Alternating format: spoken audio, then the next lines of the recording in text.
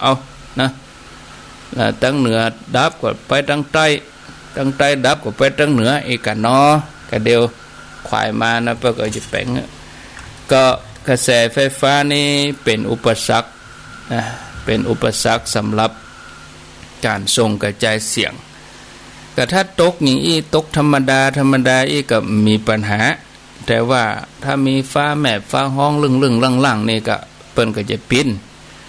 เดี๋ยวนี้ญาติโยมดังในเวียงก็ฟังนี่ก็ฟัง104นี่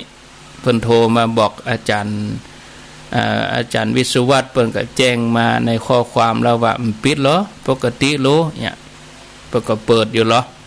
อันนี้เฉพาะ96เนาะเฉพาะ96บัดได้ที่สถานีดับนะก็ขอบคุณเนาะอนุโมทนา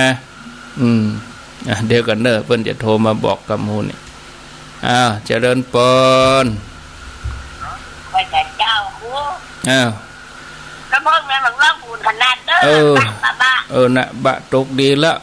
นอนนิ่มๆฮะนอนนิ่มๆฮะแม่ผมเด้อต้องสบายมันต้องบอกมีสปะห้ามสายเลยบอกน่ะดีอยู่ดีฝนตกก็ตกเหมือนกันที่ไหนก็ตกอาตมาก็ตกนักอยู่ไปก็ลุไปแล้ววะเนี่ยลุไปเหตุแท้ลุไปก็ม่วนดีนะแต่คนฟังกันเนาะเพื่อก็จะมาต่อเนื่องปิดเนอะปิดโทรศัพท์เนอะก็กลัวเปิ้นโทรมาบอกว่าอันวิทยุดับแล้วก็จะบ่ได้เข้าใจศรัทธาญาติโยมว่ากันไปก็เดี๋ยวเพิ่นแปลงอยู่คอมดับหมดเลยที่อัน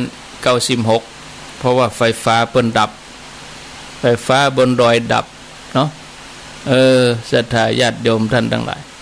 โซก็เป็นอย่างเนอะ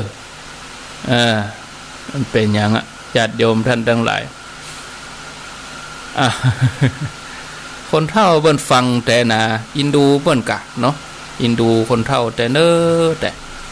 น่าหันใจคนเฒ่าเดี๋ยวนี้เป็นเครืออยู่หั่นกะเนี่ยถ้าเปิ้นบ่จ้างถ้าเปิ้นบ่จ้างอันจะอันไหลเสาะหาสถานีเนาะคนเฒ่าทั้งในเวียงทั้งสันทรายทั้งดอยสะเก็ดทั้งแม่แตงแม่ริมถ้าเปิ้นบ่จ้างไหลนี่ก็อินดูเหมือนกันนะเนี่ยดับโผไปเลยมีปีมีคุยแต่เขาจ้างน้อยกันถ้าจำเนี่ยอาตมาบอกนะที่นี่ดับเขาก็ไหลไปที่นี่ก็ไป104ปุ่นเดี๋ยวนี้เมืองฝางก็ดี91ก็ดีเพื่อกับบดับไปมาจบสเตือเพราะจะ4 โมงแล้วเนี่ยวันนี้วันนี้นี่ฝนตก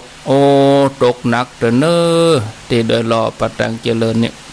มาต่อเนี่ยอย่ามาวนเวียนกับอันวิทยุดับมาวนเวียนกับฝนตกนะครับ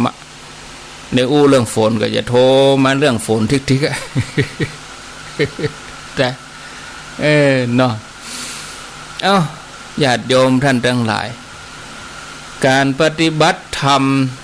การสวดมนต์คือการเป็นการต้อมใจที่เราจะเจริญสมาธิภาวนาเนาะศรัทธาญาติโยมก็เดียวกันยุ่งหำละญาติโยม